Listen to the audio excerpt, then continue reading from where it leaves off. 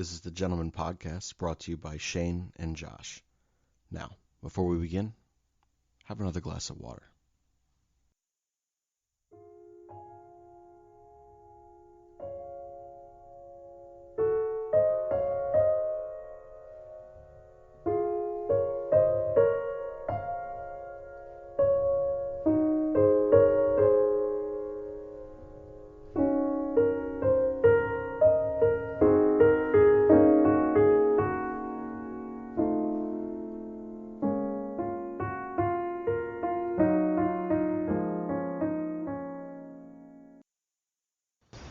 So I was sitting in my cubicle today and I realized ever since I started working,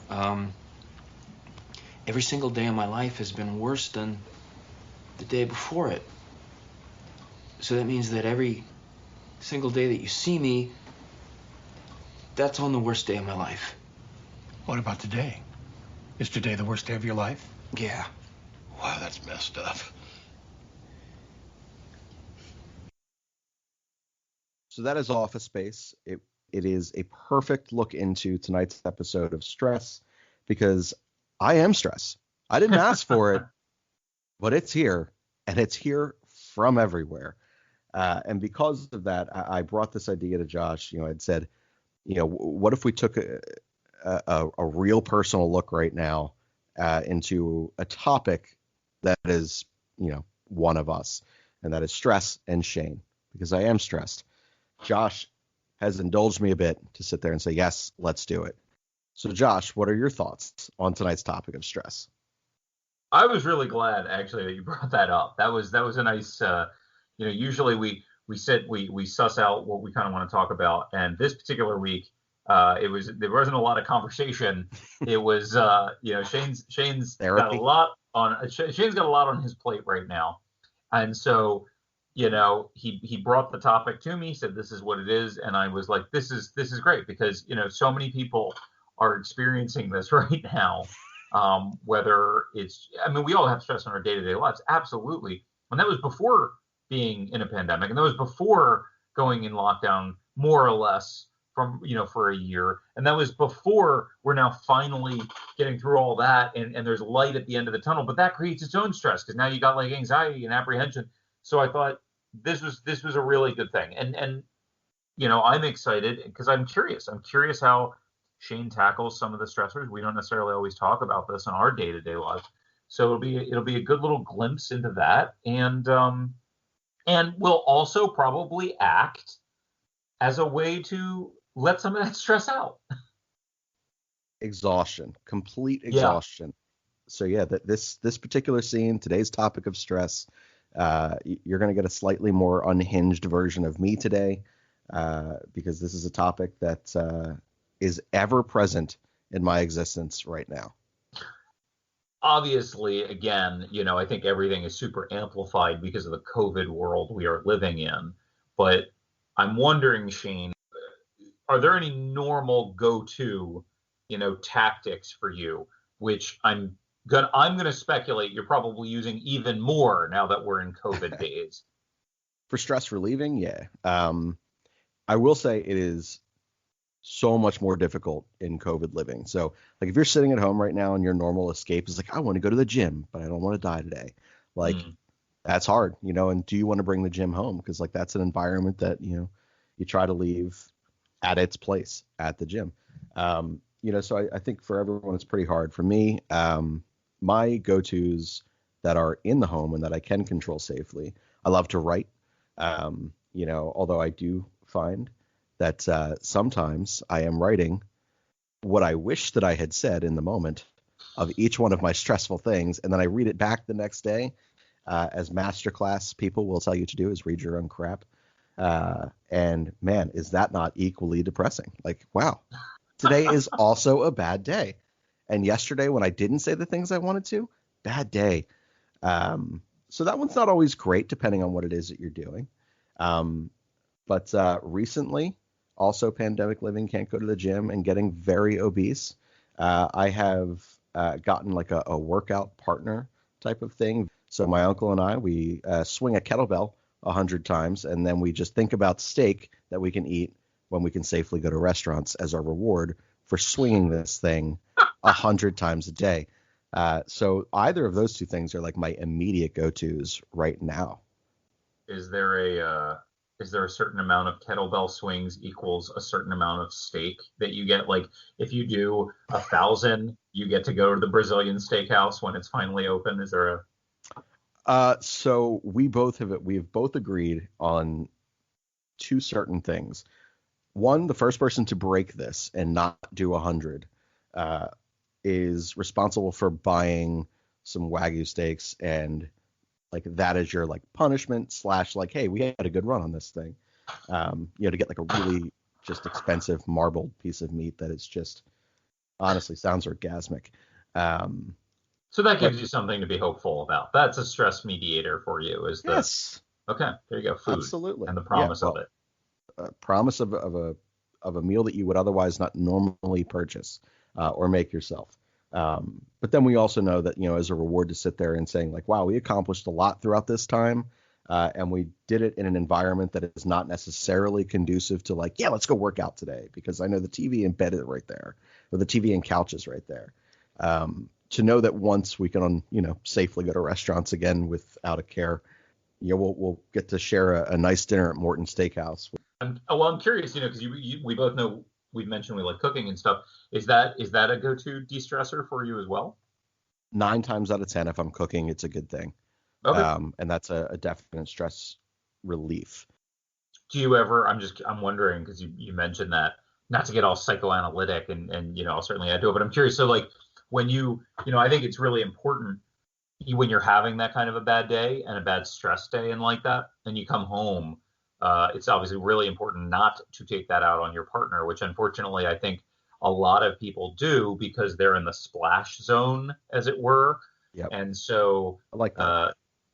Yeah, and so it's not really help. It's not whatever it is. It's not their fault, or you know what I mean. Like it's not that person's fault that you had a bad day. It's just not. But you come home, not you personally. Sometimes people come home, and that's your partner or that's your person you live with, whatever, and you wind up kind of taking it out on them because it's like, well, if I've had a bad day and you're my person, you should share in that, which is bullshit. That's not fair and that's not right. So I'm just curious because what you're saying, like when you come home, do you have any? How do you signal to your partner, hey, I've had a really bad day and it's been a succession of bad days? So I am hand in the air. I'm guilty of that at times over the 6 years that I've been with mine.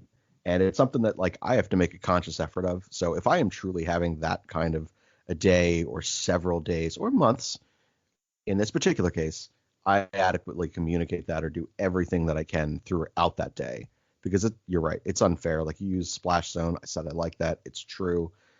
Sometimes like you just can't get out of your own way and just, by proximity, like they're there. Yeah. And that's not fair to them. So as best as I can throughout the day, if I hit that point or I know that I'm getting, there, it's only fair. It's only right to kind of give them the heads up. And well, it usually makes life, misery loves company. So it usually does make life easier if you both had a bad week or a bad day. That's the dream. No one wants to be having a bad day or whatnot, but if you have to be having it and your partner has one on the same day, that's a great day because then you can just be like, let's just order a pizza. Let's not do fuck all and order a pizza. Pizza, couch, movies. Yeah, look, you could do worse. People pay me to see photos of me on that couch anyway. Oh, they do. But you asked me a little earlier about activities or things I do, and for me, it's there's a certain versatility, but it all kind of comes back to I need a creative outlet, and so when you mentioned going to the gym back when gyms were open, I was still obese then, but occasionally I would go to the gym, but to me that's creative outlet because it's you're building on something or you have that energy flow. You feel like you've kind of accomplished something, so it is something creative. When I'm feeling stress, it is not necessarily helpful for me to just come home and turn the TV on. I know some people that might be their outlet. That does not work for me.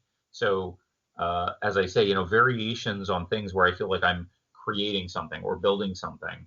And we talk about cooking, and that's absolutely a thing for me. Writing, obviously, I love writing, so that can be an outlet for me. But I'm also very hands-on. Like right now, I'm building some built-in bookshelves, which is really helpful in the pandemic because we can't go out to the gym or whatnot. So, for me to just bring in a bunch of lumber and, start framing out walls and drywall and run some new wire, like that is something I can do safely, and it has a creative output. But we're off topic. Now, so what I was going to say is that I'm curious too. Do you ever fall into the trap? And I wonder if if there's people that are listening that maybe fall in this trap as well, that you have an outlet or a device or your go-to, but if you're not careful, that can equally become a stressful thing. And so, the person who wants to go to the gym, I wholly support that. But the person that goes to the gym and then, I don't know, doesn't feel like they lifted enough weight or weren't on the treadmill long enough or didn't get, that feeling they wanted, they aren't losing weight, or the person who, again, you mentioned cooking, that you come home and that's usually an outlet, but maybe you come home, you've had a bad day, now you're cooking out of necessity. So that is actually creating a more stressful situation for you. Have you run into that? So that's a great question, because I'll take it back to one of the first things that I had mentioned as a stress relieving tactic of mine in writing. And I did mention I will often creatively write like the thing, that like my alter ego in that moment, like what I wish I would have said or done. There are times where that is really helpful. And then there are times where you read back and it's really upsetting to know that you weren't true to the thing that you really wanted to do, so long as it was within reason. Obviously sometimes you're going to sit there and think or say, or you're going to think that you would have said or done really obscure and insane things that you wouldn't. But other times you just overanalyze, and that's where I find myself, replaying a situation over and over and over again. And then that creative outlet that you mentioned, and that thing that I enjoy doing so much, like it becomes hurtful. Mm-hmm. And then you have to, like in my specific situation, I'm now actively writing creatively writing these short stories or entries of whatever that I'm trying to make it not the worst day of my life. I'm trying to make it slightly less worse.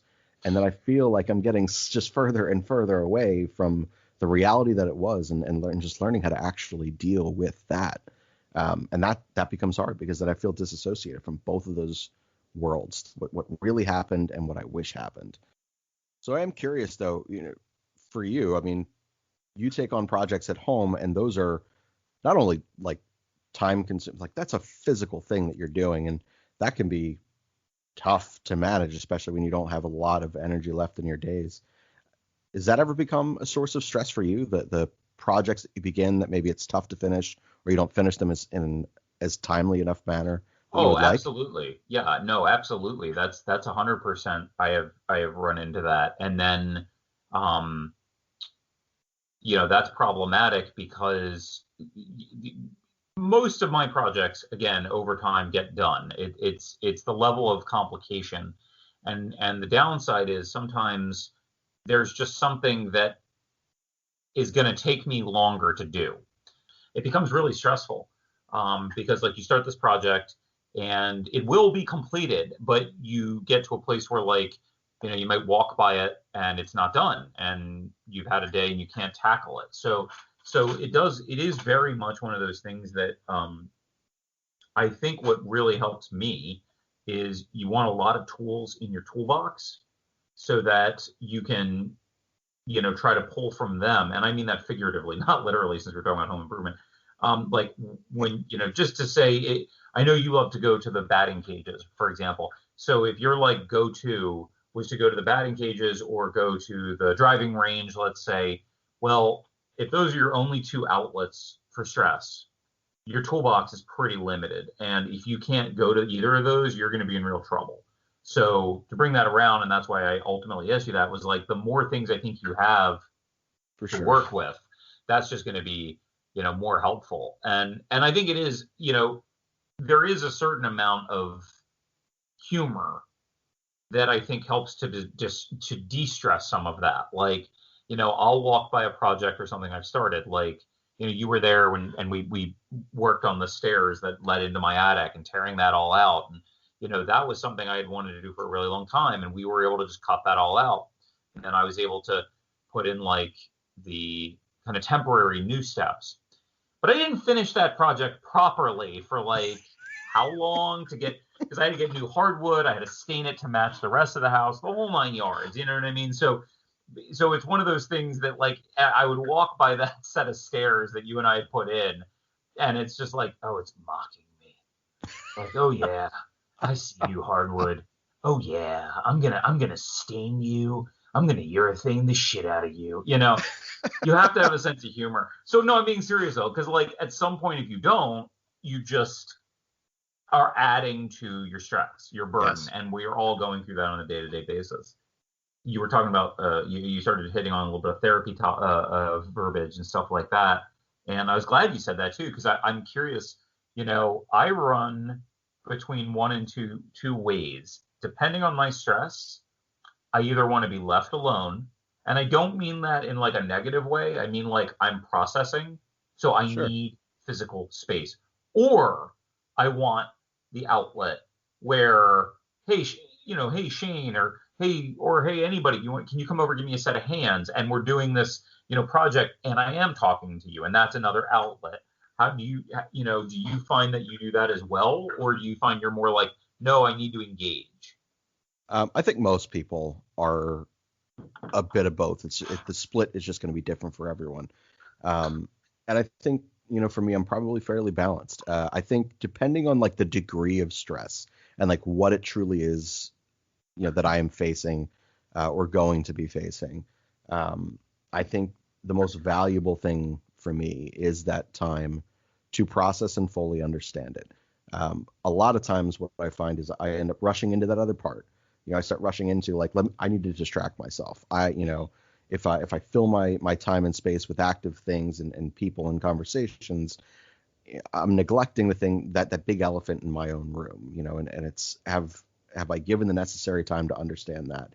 And eventually, when does that inhibit my ability to really relax in those de-stressing activities and conversations? So for me, the most valuable thing truly is that time to process alone. Sometimes it's writing, sometimes it's reading, sometimes it's just going for a walk. Sometimes it's literally just sitting and processing and just being alone with that for a bit and getting it to a place that I can understand. And then when I get to that place, however I got there, that's when I really benefit from then going out and having that conversation with people, doing something active with friends or family or my partner or whatever. Which is challenging because in COVID days. Oh my God, yeah. It's, you really don't have that connectivity. But you don't. No, you don't. And that's so again, we started this conversation with, you're rolling multiple boulders up multiple hills. But I have no doubt that it's a very stressful time and whatnot, but I guess everyone can relate to that. Just feels even more amplified because your tool bag is probably a little lower right now. You can't do a lot of stuff, and that just makes it worse. So I guess the takeaway would be, do you have to kind of do a self check-in to before you know what you need in that moment, or do you just kind of inherently been like, nope, now's when I need to be alone, or now I need to be with people? Like, how do you process that yourself?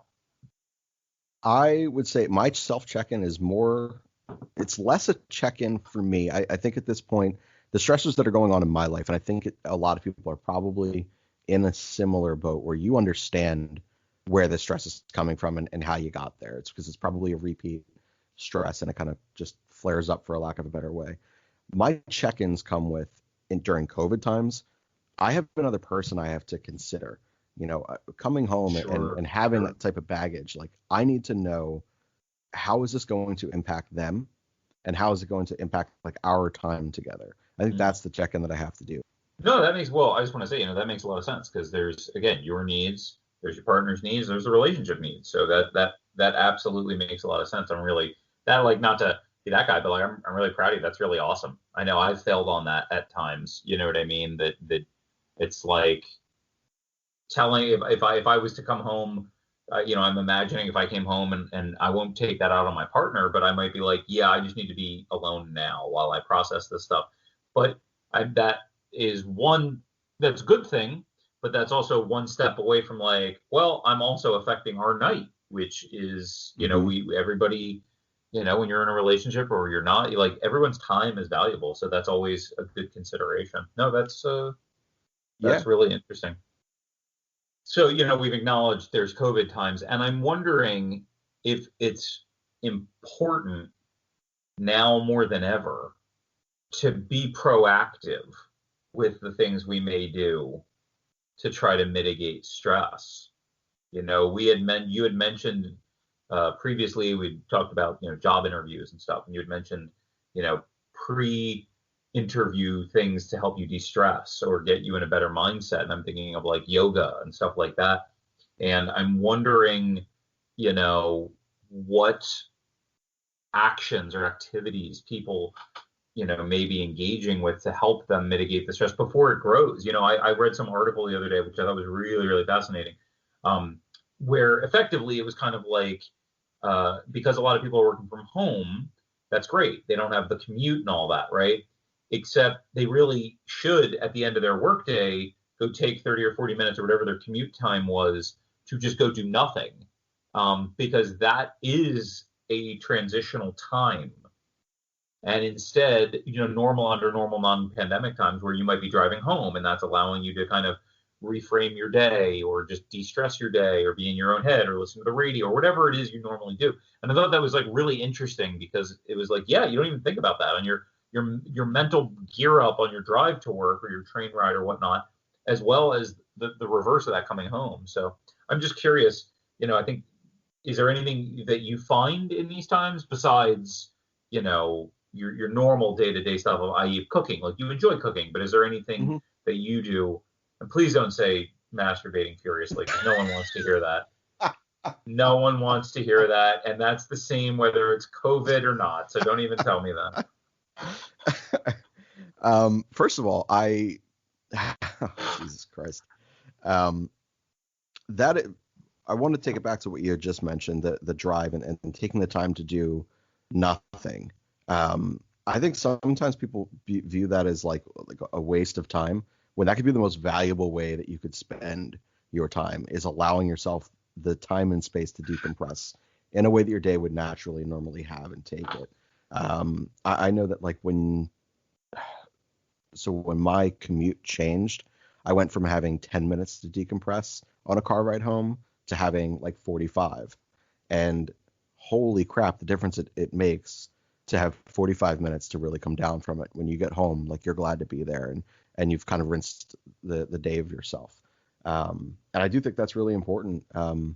So while I don't particularly have anything that I would specifically do, I would say that before I go to work, like, I am always taking time to do something for myself. And whether that is, like I said, lately I've been in a writing kick. My brother's challenged me to do it, and I love him to death for it. I've been going through it a bit with the writer's block, but that's the point of that challenge. Exactly, and that's what he said. So each morning, I've been sitting there and saying, you know what, I'm going to take a half hour for myself, and I'm just going to stream of conscious, just go. And then when I get home, I come back, and the first thing that I do after I say hello and everything, and kind of get unwound, is that I'll head upstairs and I'll read that 30 minutes of work, and I'll be like, all right, you know what? I'm proud of what I was able to just stream of conscious at 6:30, 7:30 in the morning. First off, I just want to say, I think that's really good because you found something. We've talked about that before. You found a partner to help challenge you. So you've mentioned your uncle, mentioned your brother. We've said that same thing before about goal setting. And so I think that's really, really powerful that you've managed to find someone else who's, I don't know what his motivation for that is. I don't know if it's just something he wants to be doing as well. And so he's like, hey, why don't you do this with me? But I think isn't that great that you're both holding yourself accountable for this kind of thing? I love it. And I cannot stress enough how much. So I think it's really easy, the older that you get, that your friendships kind of begin to fade in terms of like importance and consistent like relevancy within your life. When you tie yourself to a partnership like that and an agreement of like holding each other accountable for this thing, it forces you to have more interaction with them, and you have to miss them a little bit less. My brother, for as close as we are and as similar as we are, we may go months and months and months on end without talking. Doing this with him is something that not only I mean, he's a writer, so and a creative guy. So not only am I picking his brain creatively to get myself out of a rut and do the thing that actively makes me happy, I get to sit there and read some of his stuff and give feedback on that. And then that spurs out to additional conversation. Same thing with my uncle and the workout thing. So doing those things, you start growing closer despite the distance. I'm probably closer to both of them than I ever have been before. No, that's you gotta find the positives wherever you can. You asked me about stuff I do, and I think it's I'm not always good at this, but it's always, well, no, it's true. It's work in progress. But I think it's the little things we set up for ourselves. So my work day is usually fairly stressful, but I've realized, it's in my nature. I wake up in the morning and I would check my phone and whatnot, and inevitably I would look at my emails, and then you start kind of planning out your day. And I really made a mental point, and this is not a big thing, but I realized it does make a difference for me, that I'll be in bed in the morning and I might check some websites or the news or whatever it is, but I don't really start looking at my email until I'm a little closer to going, to logging in and checking work. So like I will set aside some time in the morning there where I'm just getting up, I'm going and putting on coffee, I'm enjoying a cup of coffee when the weather's a little nicer. Previously I would go outside and just read a book for 10 minutes or something like that, and just kind of allow myself that space to not immediately just start thinking, oh, Christ, this idiot just emailed me, or now I got to go put this fire out or something like that, which is natural. We all do that. But I think but I'm saying it's those little things that help me, as well as, obviously some of the other stuff we've talked about too. Like I said, I am in a writing group, and that's been really helpful for me. I'm working on a video series for something else. I'm working with you. There's the building of the projects. Yeah. I do love that though. I think I'm going to adopt that, like starting tomorrow. Giving yourself time before you immediately check work email. Oh, that's one of the huge. I recently, just last week, I took off every notification on my phone, outside of text messages from like a few favorites, and phone calls. So like all of the other things that come in, the sports alert, the news alerts, the work emails, the work messages through Teams, all of these things, because I would see them and I would see which app it's coming from and know what this probably means, and I would feel like this incessant need to just immediately take on whatever that email said in that moment, or that work message said, or that project message from another group.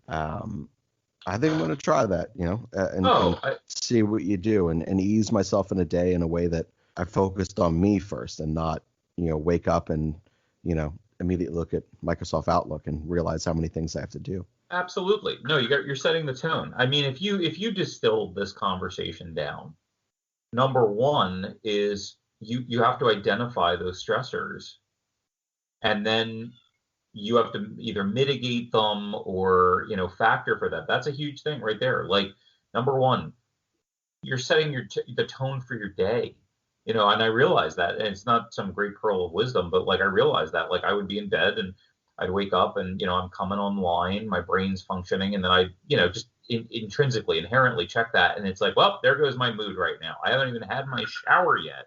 Yep. I haven't had that, steaming cup of hot, delicious coffee. And already my mood is so foul, my bowels are tightened. And God bless the coffee for trying to loosen that up.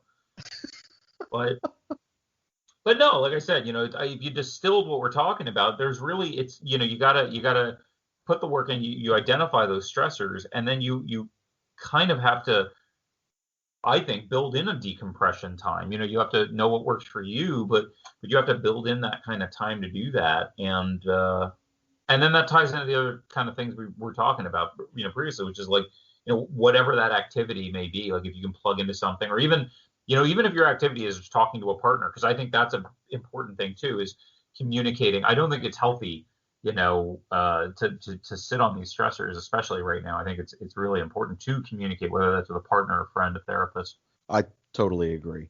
I am someone who, for much of my growing up, just kept everything inside. I did not know how to. I didn't know how to have those conversations with myself, like let alone to express those things to another human being, professional or non-professional. It took a really long time to develop those tools and a lot of effort. You're emotionally constipated.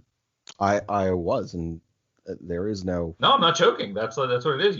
That's what I'm saying. When you sit on all that stuff, no puns intended here.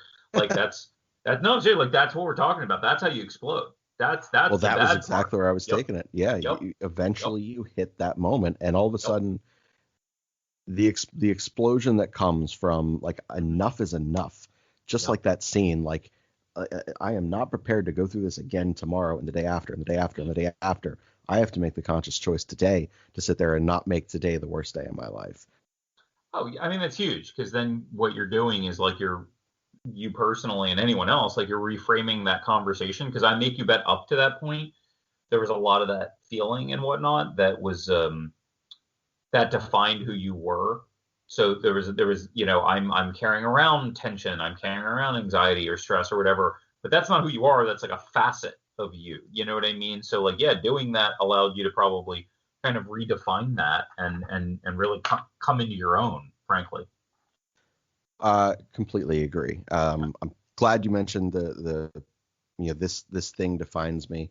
I had a buddy of mine who is going through a pretty difficult thing right now, especially when you factor in the time and space we're living in with COVID, and a part of who he was and has been for years, decades really at this point, is no longer part of him, and he's struggling because he's never had the conversation of who am I without this thing. And it put that perspective to me. I sat on it for myself, and I thought, man, like I'm so stressed in these 2-3 areas of my life right now that I do feel all consumed by this. Like I feel like I am leaving one stressful situation to go to another, and it's starting to feel like this is who I am. And I had to challenge myself, just as I challenged my buddy. I said, who are you without that? Well, who am I without these situations? And I'm a lot of things. And the more time that you sit there and you are honest with yourself throughout that process, the less and less you feel defined by that difficult thing that you're going through. It becomes significantly less daunting to get beyond that. And that's been something that's been really helpful for me. And I don't think anyone 100% does these things alone. So no. Again, that goes back to that, I mean, even in office space, he's talking to a hypnotherapist. So I'm just saying, like, it's acknowledging those things, and then whatever your buddy's going through, he has a sounding board, those kind of things. Yeah, and I think, like I said, it and through that, like, this was not me sitting here and acknowledging my own stress in that moment. This was me helping a good friend, and through that conversation, I was able to take. First of all, I don't know whoever does this, because I know for years I did not give advice and then have the ability to extract something and apply it to my own life. I've been really good at sitting there and like being the guy who's listening to their friend and offering some advice or some courage for change or whatever that thing is. And then if I had to apply it to my own self, I don't believe that much in what I just said. But this was one of those few times where I was able to extract something that I believed very much so in, and having that conversation with my buddy and apply it to me, and the things that I'm kind of going through right now, that are truly working, just a hole in my chest of stress. So I think the big takeaways, if we were to look at them, takes a lot of work to address these stressors, but putting that work in would probably make your day a lot better, because then, like we talked about, you're acknowledging the things that are stressing you. You're acknowledging the things that are bringing you down, and then you're trying to mitigate them, or you're trying to come up with some new patterns or new ways to tackle that stress. I mean, we're all dealing with stress. It's not going to go away. That's welcome to the world. But once you start communicating that, recognizing that no one does everything by themselves and all that kind of stuff, that just kind of puts you onto a better path of living with that stress, don't you think? 100% agree.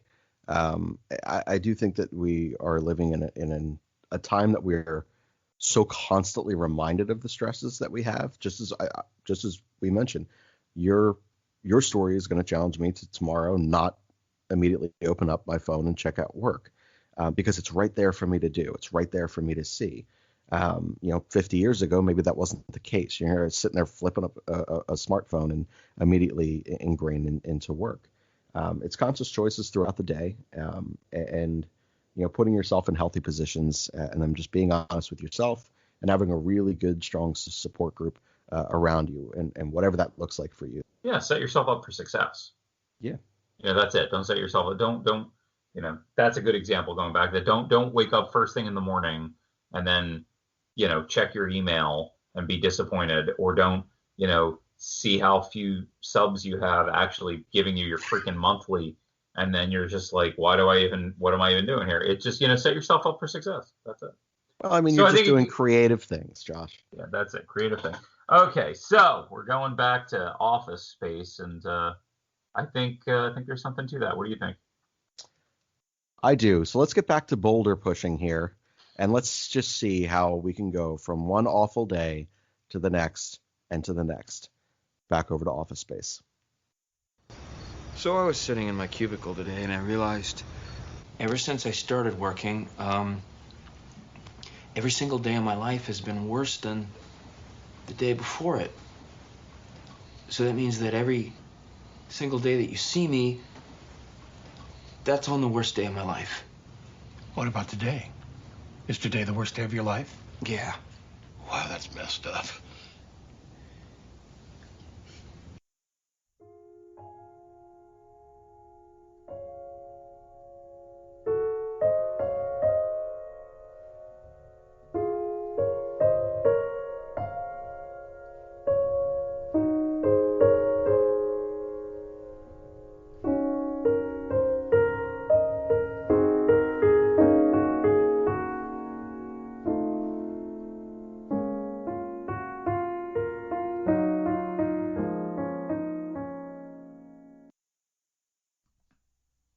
This has been another episode of the Gentleman Podcast, brought to you by your hosts, Shane and Josh. If you've enjoyed tonight's show, we will have additional shows on the 1st and 15th of every month. We also have written content on our blog at www.thegentlemanpodcast.blog. Please be sure to rate and review if you've enjoyed this content, and also share. Share with your friends, share with your family, share with your coworkers, share with strangers on the street. We are your gentlemen, and we thank you for listening.